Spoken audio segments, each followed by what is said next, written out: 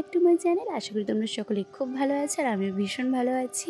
তো এই আগের পার্টে আমি তোমাদেরকে মেহেন্দি অনুষ্ঠানের ব্লগটা শেয়ার করে দিয়েছি। যারা যারা দেখোনি তারা কিন্তু আমার চ্যানেলে গিয়ে অবশ্যই চেক আউট করে নিতে পারো।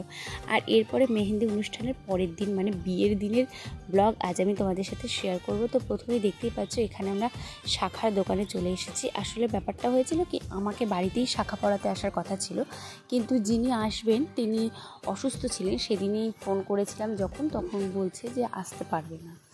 তার জন্য আমাকে আবার দোকানে গিয়ে পড়তে হলো।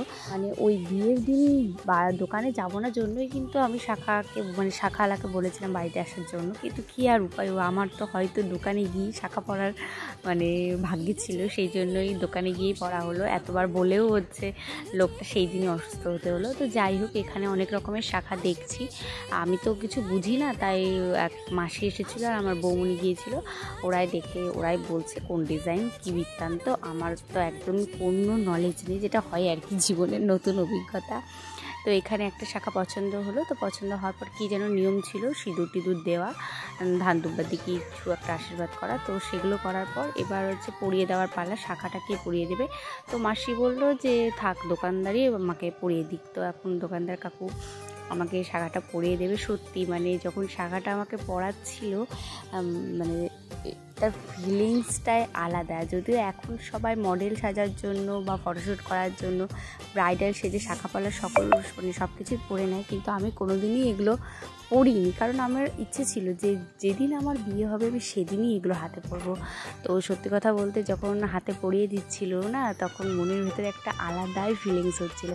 আর বারবার শুধু আমি আমার হাত দুটোর দিকে তাকিয়ে এটাই মনে মনে ভাবছিলাম যে এই দুটো চুড়ির জন্য জীবনটা পুরো রকমভাবে বদলে যাবে।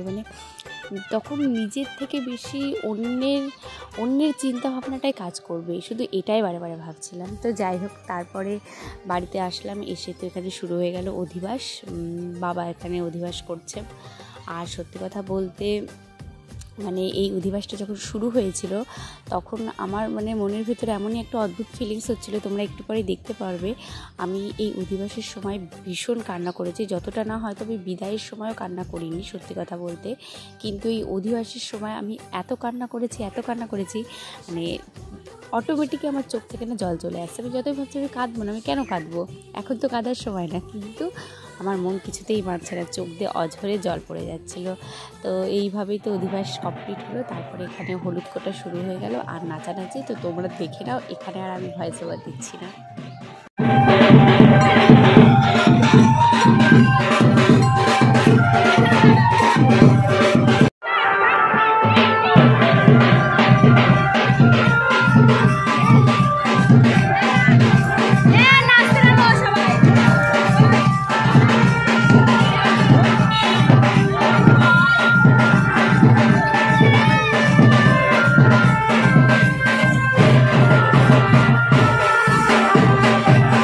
আর এখানে দেখো জল ভরে আসার পর সবার নাচ দেখো, জাস্ট ফাটাফাটি নাচ নেচেছে সবাই। আর এখানে দিদাকে দেখতে পাচ্ছ জামা কাপড় তুলে নিয়ে এসে জামা কাপড়টা রাখারও সময় পাইনি, জামা কাপড় হাতে নিয়ে পুরো নাচতে শুরু করে দিয়েছে, এত এনার্জি ভরপুর। সত্যি সবাই ভীষণ মজা করেছে, কিন্তু আমি কোনো মজা করতে পারিনি, কারণ আমাকে নিয়েই তো সবসময় রিচুয়াল হতেই আছে। তো দিদা দেখো এখানে সেই মজা পাচ্ছে, কিন্তু এত নেচেছে জামা কাপড় নিয়ে। আর ছোটো ভাই এসে বলছে যে তুমি ঘরে চলো, কিন্তু কার কথা কে শোনে, আগে আমি নেচে নিই, তারপরে যা হবে দেখা যাবে। তো সত্যি দারুণ মজার ছিল বিষয়গুলো, সবাই খুব এনজয় করেছে, আর আমারও সবার এনজয় দেখে ভীষণ মজা হয়েছে। আসলে এই দিদা কিন্তু আমার বৌমনির দিদা, অথচ দেখো এখনও কত স্মার্ট আর কত এনজয় করছে, ভীষণ ভালো।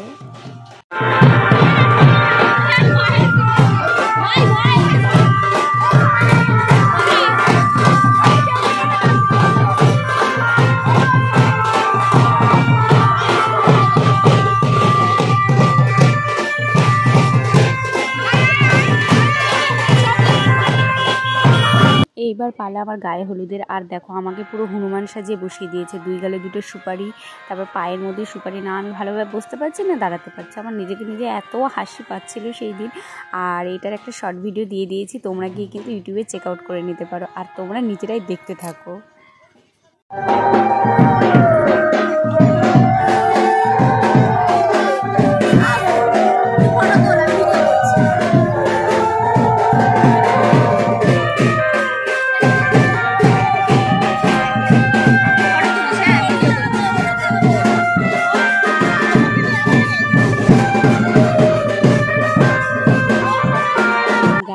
বিয়ের পর এই নিয়মটা ছিল জাস্ট ফাটাফাটি আর ভীষণই হাস্যকর। আমার যা হাসি পেয়েছে কি আর বলবো, তোমরা নিজেরাই দেখো।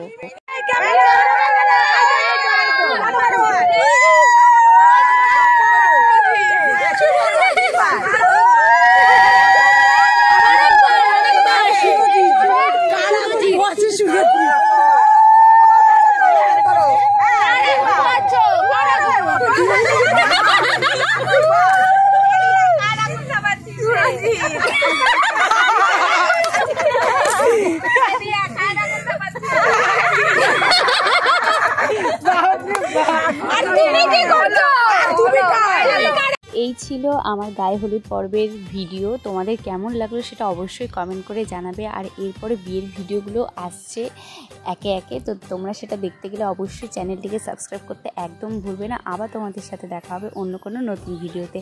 ততক্ষণ পর্যন্ত সকলেই ভালো থাকবে, সুস্থ থাকবে, আর অবশ্যই এইভাবে সাপোর্ট করবে। বাই।